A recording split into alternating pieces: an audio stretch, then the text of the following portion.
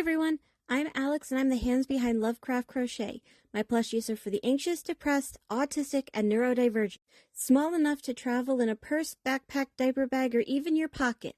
You can check out my Facebook page or TikTok to see what patterns are available and stay tuned for the new ones coming out. I also make hats, scarves, blankets, and dice bags for the tabletop gamer or dice goblin in your life. Feel free to order through the page, TikTok DMs, or via email at love.craft.crochet@gmail.com. Now, on to the segment.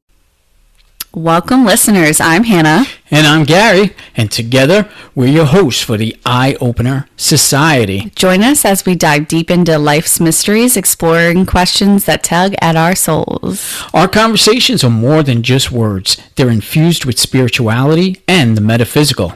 Ever wondered how to get yourself in the right mindset or how to see things from a higher perspective? We got you covered. We'll explore it all, mind, body, and spirit, in a way that resonates with your soul. And don't miss out on our monthly live show Behind the Eyes, where we pull back the curtain and wrap up the month's episodes live on Facebook. So whether you're a seeker, a dreamer, or just curious, tune into the Eye Opener Society on all major listening platforms. And remember, Open your eyes and then open your eye. And remember, you can find us on Spotify, Apple Podcasts, and wherever you love to listen. Follow us on your favorite podcast platform. Follow us on YouTube and Rumble. Just search Eye Opener Society. Or follow us on Facebook as well for your daily inspiration. Due to the graphic and disturbing nature of the crimes discussed, listener discretion is advised. Retrostatic Radio presents Killing 15 Minutes. Hello and welcome to Killing 15 Minutes, where you get your true crime fix in 15 minutes or less, or your podcast is free. I'm your writer, Sam Rossi, and shortly I'll be handing over a rough draft of a script to my brother, AJ, who hasn't read it, who's most likely has no idea what we're talking about. This should be fun. Good luck, bro. Thank you, Sam, for this not being a highway killer. Derek Todd Lee is better known as the Baton Rouge serial killer. That's it? Just the Baton Rouge serial killer? Yep. That's bland. I mean, it says so on the tin, I get it, but it's no like, the Red Ripper. It's no the Beast of Yucca Flats, it's just... So, who are you? I'm the Oregon Shoe Gremlin. Who are you? I'm the Vampire Rapist. Who are you? I'm the Baton Rouge serial killer. Man, you're lame. This is someone who's going to get picked last at the serial killer dodgeball team, man. Killing at least 7 women. God, I always feel bad whenever I make a joke and then have to say, and here's how many people he killed. Killing at least 7 women in the Baton Rouge area of Louisiana between 1992 and 2003. Wow, this one's pretty recent. Yes. Born November 5th, 1968, in St. Francisville, Louisiana, not much is known about him. In 1999, he was arrested for peeping Tom charges. And then, in 2000, for an aggravated assault charge for beating his then-girlfriend, John Sinquefill? Sinquefill? Sinquefill. I don't think it's pronounced Sinquefill. I don't think so either. John Sinkfield, Louisiana's deputy attorney, was one of the state prosecutors who told A&E True Crime that Lee talked his way into his victims' homes. A lot of these places didn't show any evidence of forced entry. He tried to be more of a charmer than a bully. That is apparently my Louisiana accent. I don't know. That was a lot more South Carolina, but okay. Connie Warner was the first murder they believed Lee committed. Warner, a 41-year-old accountant, disappeared on August 24th, 1992, and was discovered a week later by a lake. However, majority of evidence washed away by Hurricane Andrew. Hey, I think we were in North Carolina for Hurricane Andrew. Yes, we were. Which made landfall on August 26th. She was brutally beaten and cause of death was a skull fracture. Next was Randy Mebrewer.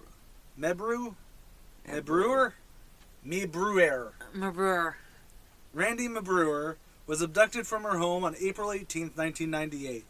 Police believe that Lee was the culprit. Her body has never been found. Between 2001 and 2003, Lee was vicious in his 6 more killings.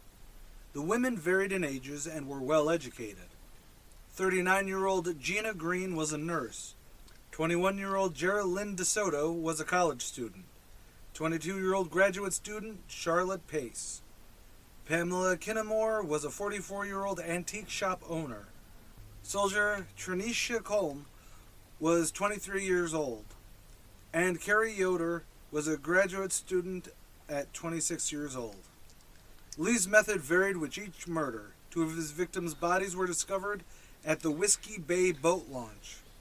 It's about 30 miles west of Baton Rouge, just off Interstate 10. You had to mention an interstate? I forgot about that. I'm sorry. Now, if you're listening to these in order, I do believe that there were 3 interstate killers before this one, and I believe at least 1 after. Unbeknownst to police, though, they were looking for the wrong man. Due to eyewitness and an FBI profile, police originally thought their unsub was white. Police DNA tested over thousands of Caucasian men in and around the area of the murders. However, having no leads, police allowed DNA print genomics? Genomics? Genomics? Yeah, genomics. Well, I was Or thinking genomics? genomics. Because genomes? That might be it. Genomics? Genomics. Genomics. Having no leads, police allowed DNA Print's Genomics to access DNA from crime scenes. DNA Print is now defunct. Oh, that's the whole company name. DNA Print's Genomics. Oh, yes, you're right. That makes a lot more sense to me now. DNA Print is now defunct. The ancestry profile indicate. Okay, so they were a. See, when it's a company like that, you need to actually express. So they were an ancestry DNA. They were. They checked to see where you're from. Yeah, they pretty much were Ancestry.com or 21andMe or 21andMe because it's not like Gen Match. It's more where you can say, "Hey, I'm 20% Irish." Oh, okay. So it is more of the 21andMe where, yeah, like it's less, Less Gen Match. Yeah, and more. Here's what your genes say. Yes. Less match, but no, that's actually the ancestry profile indicated the subject was 85% African. Police now knew that they were searching for a black man for the killing of DeSoto in January 2002. The DNA was found under her fingernails. Although interesting to point out there, technically he could still be white and be African. But that's where DNA is also very not based on society. Because it's, I can't remember, there was a case where it was a South African white man. He was technically African, but... Oh, yes. But it's one of those, because you're looking at DNA, you're not looking at societal movements. Right? No. Not in the short term. In the long term, you kind of are. You are, because it's when like, they do Gen Match. Well, not even Gen Match, where it's like, hey, I'm 10% Indian, and 30%, Arabic. Okay, then you're probably like, from a Pakistani region or, right? That's the one that's in between, Bangladesh, Pakistan. No, I thought Bangladesh was over towards more towards China, that side. I thought Pakistan was in between the Middle East and yeah, India. Pakistan and there's another stand there. Then Uzbekistan maybe is not near Pakistan. No, it's not Uzbekistan. Kazakhstan. Kazakhstan might be. But I think either way, that's not the point. I get what you're saying. Anyways, okay. I'm not even done. Okay. On July 9th, 2002, Lee asked to use a cordless phone at the house of Diane Alexander, and when she turned, he forced his way into the home. Lee beat Diane severely and attempted to rape her. Alexander's son came home disrupting the attack, and Lee fled through the back door. Alexander's son gave chase and was able to get a description of the car. Alexander told a police sketch artist description of her attacker on May 22nd, 2003. That's your sentence. Between the DNA evidence on the deceased victims, the psychological profile made by Mary Ellen O'Toole and the police sketch based on Alexander's description, the police went public with the information. Police in nearby Zachary, Louisiana, recognized the man from a recent Peeping Tom incident. Zachary police called Baton Rouge police and gave them the name, Derek Todd Lee. In addition, they had a DNA sample from Lee, taken about 6 to 8 months earlier. The samples matched. Alexander's survival and description of Lee assisted in his arrest. Once identified, law enforcement tracked him to Atlanta, Georgia. Lee waived extradition and returned to Baton Rouge. Would that be waiving his extradition? Yeah, he said I'll willingly go instead of having to go through an extradition trial. Oh, okay. Thank you. You're welcome. In August 2004, after a 3-day trial, he was convicted for murder of DeSoto. The conviction came with an automatic life sentence. In November 2004, he was convicted for the murder of Pace and the attempted murder of Alexander. Singfield was able to introduce the other crimes and murders, so he was able to get Lee death. During the next decade, filing appeals, and all failed. On January 21st, 2016, he died from heart disease complications. During Lee's active period, he was one of 3 killers in the Baton Rouge area. In early 2003, an urban legend emerged that Lee used a tape of crying babies to lure victims to their door. Baton Rouge police quickly denied those rumors. Fueling the legend and rumors were episodes of Criminal Minds, Season 3, Episode 4, and Season 3, Episode 19, both airing in the 2007-2008 season. Same unsub, I'm assuming? No, 2 different subs that they talked about him, and when I looked up the episodes, I was like, hey, I remember those episodes. I'll probably remember him when I saw him. Outside of my crappy accent for Louisiana Southerners. That one, I don't even know. That was... That had like a drunk foghorn leghorn. Yeah. So, I think the big thing to talk about would be how, like, ancestry, how DNA... I remember when, I don't know if it was DNA prints, but I remember in the early mid-2000s when everyone was talking about it, how this was actually the government's way of getting your DNA information. Yeah. And how it's kind of proven that yes and no over the last 20 or so years. Yeah, they're... Like, no, it's not the government getting your information. You're willingly giving it away now. But at the same time, the government can use that information. That you have now made public. Well, and that's something that I think is always interesting, too, because it is a matter of, it's that wishy-washy thing of, no, I don't want the government to have my DNA. But at the same time, it's like, well, it's that you opt in feeling. Right. Me, I would love to do like 21andMe or something like that. Because I've always just been curious. I'm terrified to do anything like that, like 21andMe, and actually no, it's not 21andMe, it's GenMatch. Whatever. It's one of those things where I'm curious about it, but at the same time, hypothetically, yes, that does mean that your DNA is now out there for the world. Yeah, and that's never a good thing. I'd like to keep my DNA with me. I would too, but I have kids. So it is one of those things where I think it's actually really cool that it's able to, it's sort of like DNA, because we've covered the first DNA Yep. before, and is this one of the first ones, I'm assuming it is, where something like a third-party DNA company... They did help get them back on track, because they originally thought that the person who attacked Alexander was not the same person who had actually killed. Oh, because they were thinking it was a white guy that had done the murders of the other people. Yes. When it comes to putting the information in a nice, smooth order, you're not very good at it. No. Because you brought that up like 2 pages previously. The DNA matching was... I mentioned that they were looking for a white guy, and then... Well, yes. But for Deanna, you brought that up as an ender, so it wasn't a linking thing. But that's okay. Because I could have also been saying it wrong.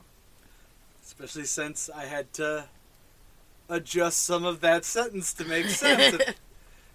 But no, it is one of those interesting things. And it's actually also minor thing to note, just interesting, or not idea, but an interesting thing. A lot of people assume serial killers are white. A lot of them... I mean, a lot of the ones that are caught are. Yes. But that's where the assumption comes from, we got us a serial killer. Let's find every white guy in the air. And that is not a statement of, we're oppressing white guys. I'm not being that son of a bitch right now. Okay? It's the odds. You know what I mean? Yeah. The odds are in the favor that it's going to be a white guy that kills you.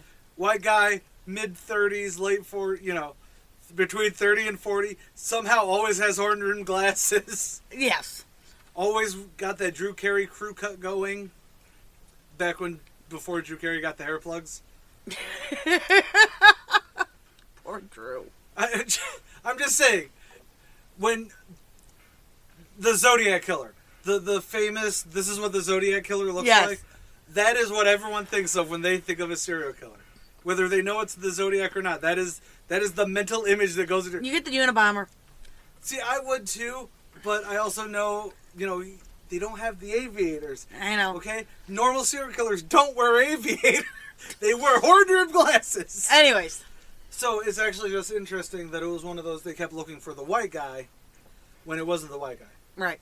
But then again, we also try and not talk about the race of the serial killer when we talk about him. This is true. I don't bring up race because I don't really see it unless it's necessary to the story. Yeah. Like, again, Stuart Little. Not Samuel Little. Samuel Little, I believe, was black. Yes, We didn't mention that at all. No, I did not mention he was black at all. We did mention he was the most prolific serial killer on the planet. I think that was more important than his race. It is. Because, especially when we were talking about it, it didn't ever come up as a trigger, like as a thing. Yeah. No, this is the cops were looking for a white guy and found out that it was a black guy they needed. And interestingly, because of... eyewitnesses were putting it as a white guy. Which is actually something interesting. Was it just they saw one of them with a different person and then that was like, last seen with this person? If so I'm assumption? remembering correctly, they were looking for a white guy in a white Ford. In the South, they're looking for a white vehicle, which is, by the way, the most prolific color in the South because of the heat. Oh, I didn't even think of that. But it is the most prolific color. Okay. So they're looking for a white guy in a white Ford. I don't remember what he was actually driving, what Todd was driving. I don't know. They brought up the blue fabric, or is that the last one? That was this one. So that immediately made me go, oh shit, is this what's his face? No, we covered him. We already covered him. But, no, I thought it was interesting on the fact that they were looking for a white guy. No, it is actually interesting because this could have turned into an unsub thing, like an unsolved.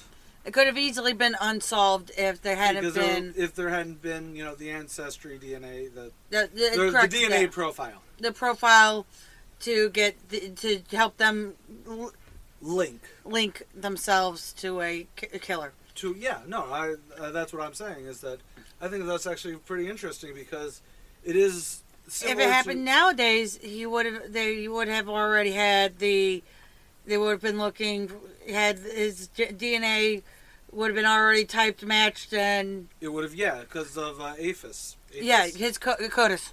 CODIS. What's APHIS? APHIS is the vehicle registry. No, CODIS is the DNA one. APHIS is fingerprints. Or we're wrong, and you can tell us in the comments. However, we are now about 20 minutes into the record. Hopefully, Sam can edit this down to under 15. If not, oh well. If not, Casey Ray gets an extra 5 minutes of us talking. You're welcome. Have a great day, y'all. I'm AJ Carey. And I'm Sam Rossi. Killing 15 Minutes is hosted by Arthur Carey, with scripts written and researched by Sam Rossi. If you like this episode or want to stay updated on this series, consider following Killing 15 Minutes on Patreon or Retrostatic Radio on all major social media platforms. Good night and God bless. You're watching Retrostatic Radio. Wheel of Random is turn, turn, turn. Tell us the 15 minutes we shall learn. I'm Sam Rossi, writer and co-host of Randomly 15 Minutes, where the wheel of randomness gives me the topic and I write about it. I'm Megan Klodnicki, and I'm the host of Randomly 15 Minutes. I cold read what Sam writes and learn in real time about a random topic. You can find us on all major podcast platforms and YouTube. Follow us on Facebook at Randomly 15 Minutes to get more random facts.